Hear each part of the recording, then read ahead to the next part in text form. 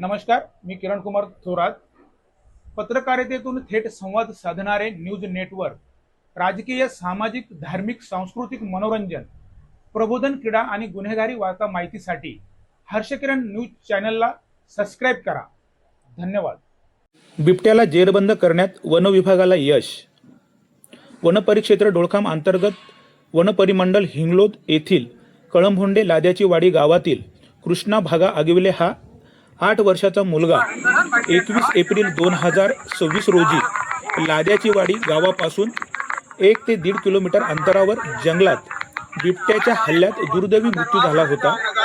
या घटनेच्या अनुषंगाने मानव आणि वन्यजीव यांच्यातील संघर्ष टाळण्यासाठी वनविभागामार्फत तात्काळ प्रतिबंधात्मक व नियंत्रणात्मक उपाययोजना आखून बिबट्याला जेरबंद करण्यासाठी जंगल परिसरात पिंजरे, ट्रॅप कॅमेरे तसेच लाईव्ह CCTV कॅमेरे बसवण्यात आले होते.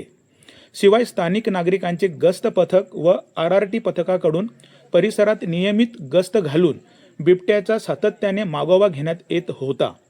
अखेर 17 मे 2026 रोजी सकाळी 7:30 वाजल्याच्या सुमारास बिबट्याच्या हल्ल्यात मृत पावलेला मुलाच्या घटनास्थळापासून 1 किलोमीटर अंतराच्या परिघामध्ये बिबट्या येत असल्याचे निदर्शनास आले.